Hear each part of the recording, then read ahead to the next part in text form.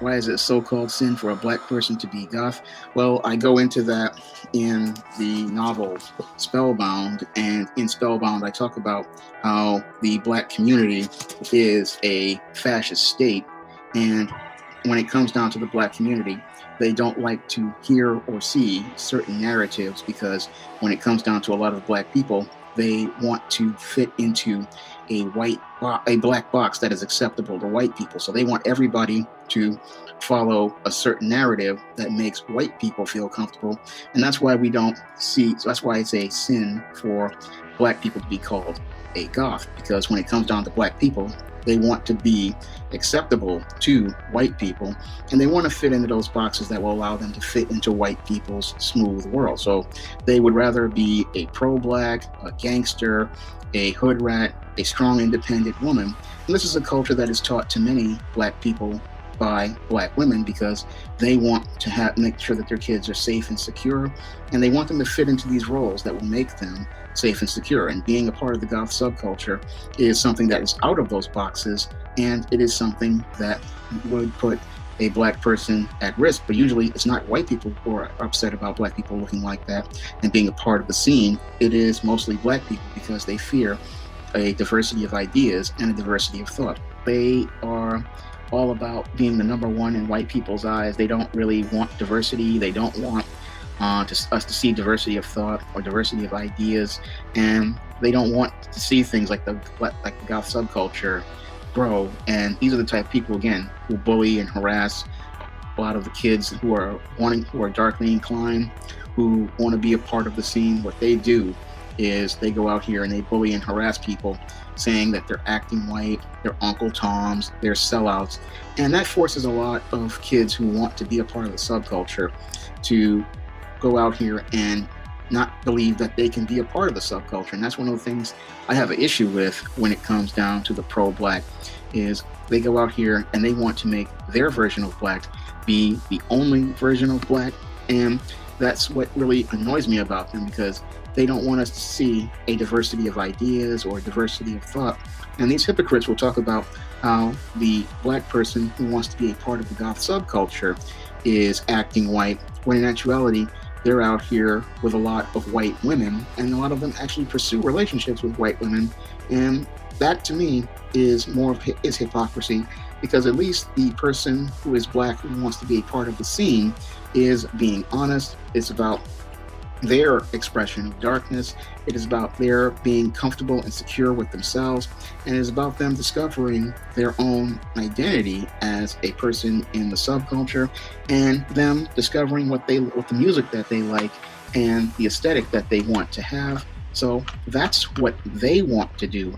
But when it comes down to the pro-black, what he will do is tell you that you are being white for wanting to be the black you want to be, and that the only way for you to be black is to fit into that box that is acceptable to white people. And that's what I talk about in Spellbound. And in Spellbound, I talk about the darker shade of black, and the darker shade of black is, again, the black identity you create on and live by living life on your terms, and the black identity that allows you to be the black person you want to be. It is ironic how sagging pants are acceptable, but goth clothing is not. And yeah, that's something that is quite troubling in the black community, is that you have black people who believe that wearing sagging pants is perfectly fine, and they will go out here and believe that because Madison Avenue and Hollywood put that image in front of them.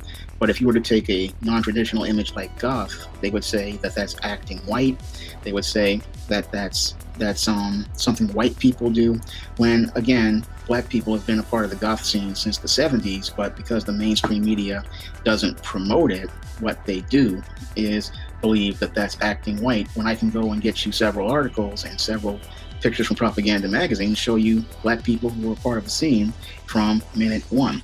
So many black kids out here, they just get so much misinformation, and that misinformation prevents them from learning about a scene that they could be a part of and would feel comfortable about being a part of, because there are large groups of black goths out there, They're online, they're at the clubs, they're all over, but they don't get any, again, people don't talk about it because, again, in the black community, we have these black people who just want to fit into a box. They want to be accepted by white people, so they want to deny other people and their right to express themselves. And that was something I dealt with growing up back in the 1980s, where everybody felt like they needed to fit into this good black box or this street box or these boxes that they believe would get white people's attention, and they will bury it because it doesn't fit their narrative and it doesn't fit into their smooth world. So those are things, that's why we don't see a lot of goth images in mainstream media with black people in them,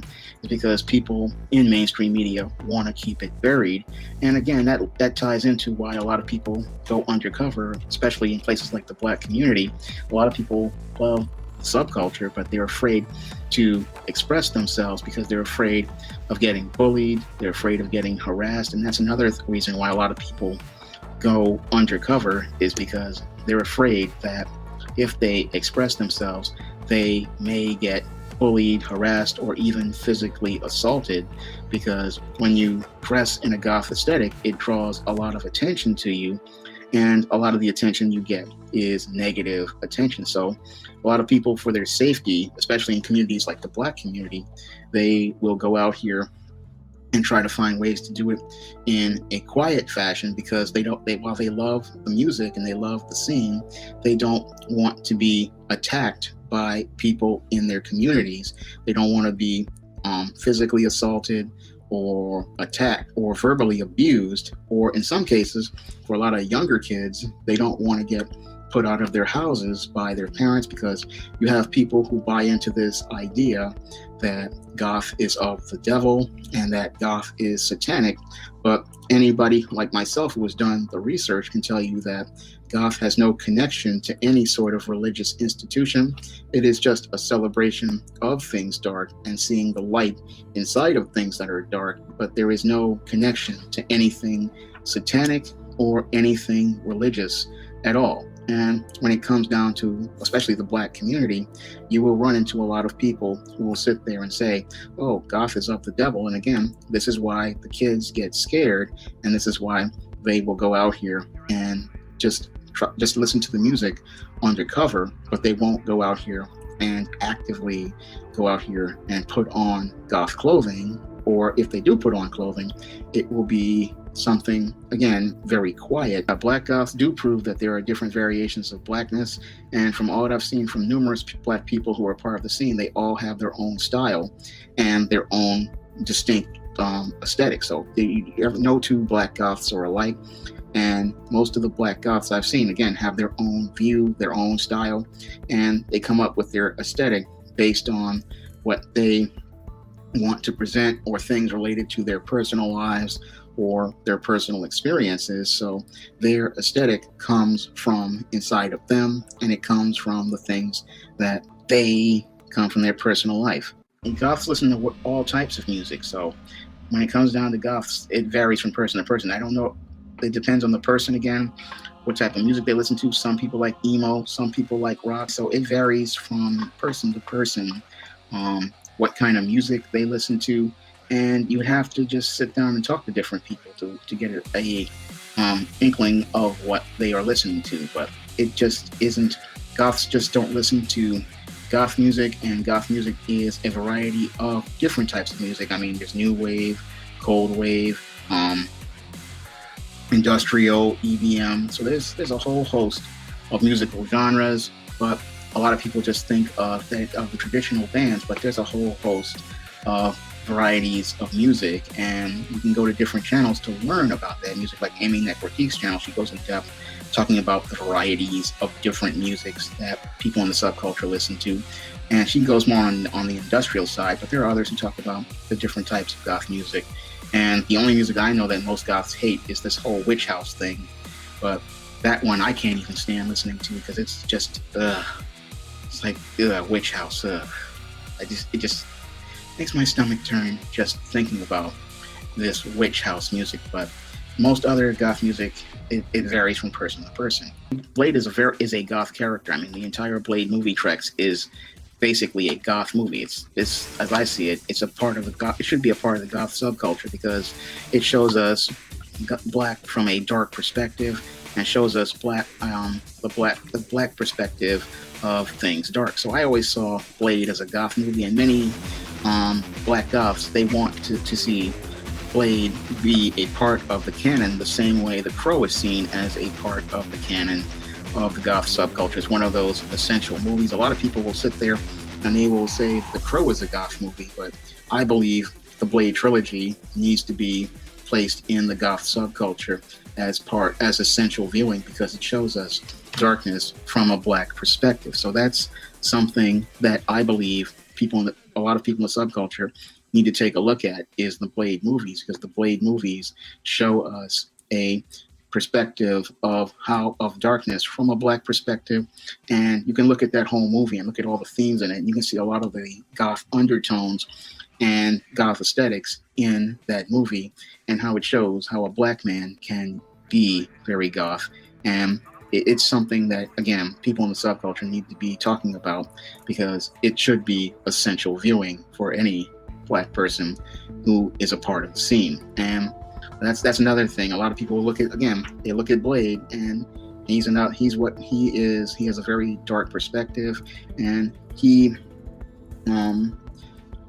a black, and everybody thinks he's just a superhero. But again, when you look at it, you'll see a lot of the dark aesthetics, dark undertones. And again, I call it a goth movie, and I think more goths need to call Blade a goth movie. I kind of see how our contributions are buried and how our image is buried in the mainstream media, because your black media outlets, they won't talk about African Americans in the goth subculture, nor will your white mainstream media outlets talk about it.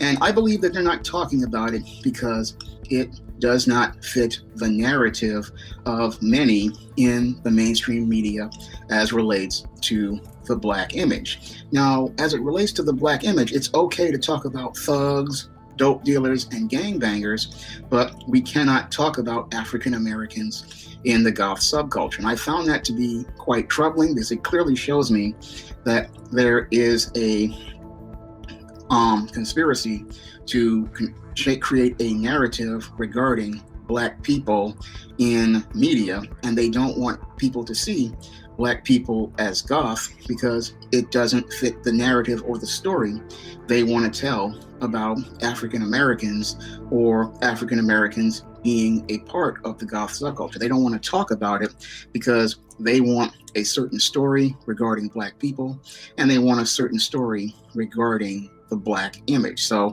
they're comfortable with the idea of a black man and a black woman being a thug, but they're not comfortable with the idea of a black man and a black woman being a goth.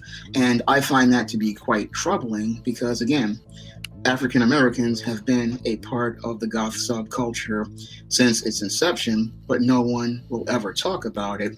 You got this freedom in 1865 from slavery, but what's really sad is your freedom is not being restricted by just these white racists out here, but it's also being restricted by black people who want to force unwritten social rules on you, and they want to keep you conforming to these boxes so that they can be acceptable by white people and get the approval of white people, when in actuality we need to find approval and acceptance of ourselves. We need to find value in ourselves, and if that means us doing things like becoming a part of the Black Goth subculture and learning about the Black Goth subculture, then that's a good thing, because then we are finding out who we are and finding out what we want to be and what we want to define as black. But when it comes down to white supremacists, what they want to do is they want to control the narrative as related to culture.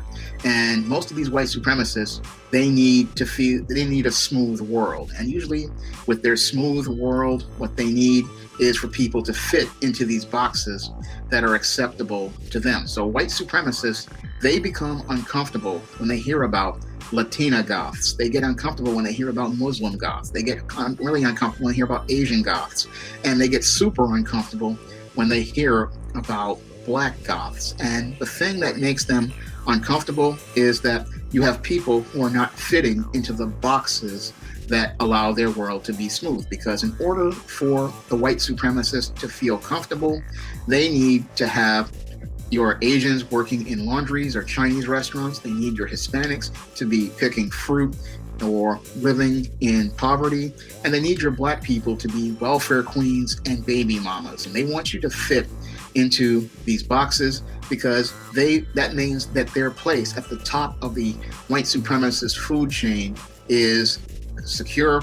And as long as black people are at the bottom of their smooth world and their social hierarchies, they feel the most secure. So when they start seeing black Goths coming out, this terrifies them because Goth for them is supposed to be a white thing and it's supposed to be a thing at the bottom of the world. So I look at that and I say, yeah, the white supremacists, they want people to fit in their boxes so that they can feel safe about their place in the world.